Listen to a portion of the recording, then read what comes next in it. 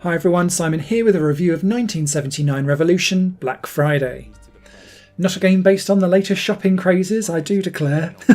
This is about the Iranian Revolution in Tehran in 1979. The game is an interactive drama. It's available for PS4, and that's a version you see on your screens, but it came before that to Nintendo Switch, Xbox One, PC and mobile. The game originally came out in 2016, so I appreciate this is rather late. I've only just completed it, so leave me alone. But it left a big impression with me, actually. For all of its faults, and there's quite a few, this has a remarkable story to tell, and its storytelling and the way how it does it in terms of pace and pressure really kind of left an indentation in my brain afterwards. You play as Reza, who is a photojournalist who's just come back, I believe, from France to Iran to meet back up with family and friends, but he's arrived in the midst of a revolution gathering force. And in a world where potentially a photo can really sell a message much more succinctly and more copyable in hidden press than maybe printing stuff could be, Reza has become invaluable in a revolution without realising it and without really understanding the emotional and political ramifications of his actions as he goes around doing things. Because Reza is morally, he's a blank slate, and your decisions as you play through the game in like the choose your own adventure style lets you imprint your own opinions on top of him. But he is fundamentally quite naive to what is going on in the world around him and is being swept up in the wave that is taking place. All of his friends and family and the variety of different characters that you interact with all sit focusing in largely on wanting the revolution, but coming from various different backgrounds and trying different methods to get there. And no one's 100% right, no one's 100% wrong. And what this game explores really well is that everyone is a shade of grey when it comes to a revolution or a war. Even if you're fighting for a good cause, there is still going to be heavy losses. There's still going to be sadness. There's still going to be pain. There's still going to be the balance of, is this worth the sacrifice? And am I sacrificing myself at the same time? And the game, over the course of its probably 3 to 4 hour run length, if you actually play it all the way through in one stop, really explores that in a fine-pointed detail. Because one of the things that I would take away from this game is that whilst it's quick time event hell for anyone that doesn't want quick time events, it is fast and pacey.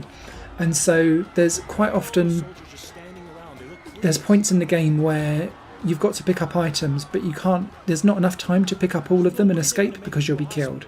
So you're having to make choices. Then you've got dialogue options, which often have 4 choices to choose from, all of which look like they're going to provoke someone. So you're having to try and balance off who do you want to side with.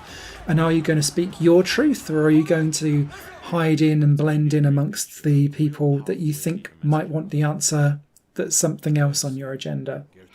You've also then got this wonderful kind of rhythm to the game as well, which brings in the artifact and kind of learning aspect of 1979 Revolution.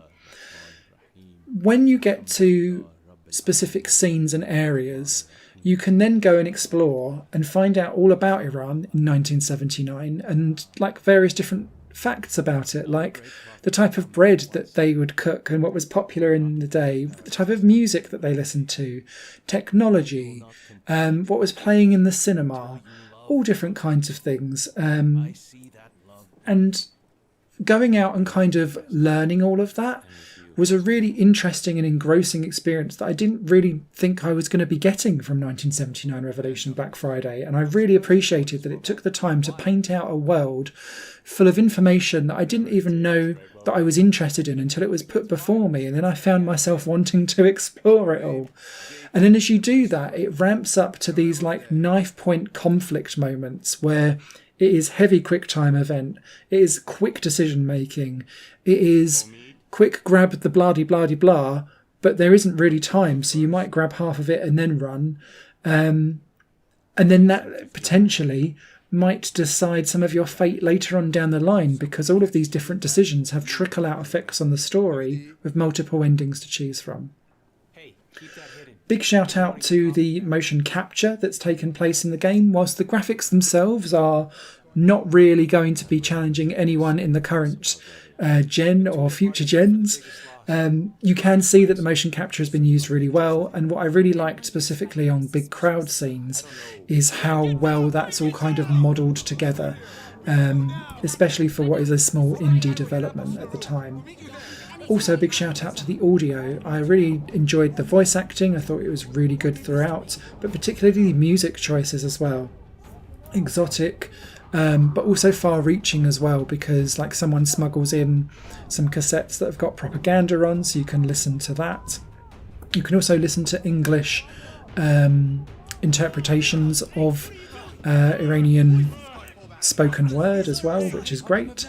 And yeah, there was just a plethora of audio that kept me amused and entertained and engaged, I guess is probably the best word to say.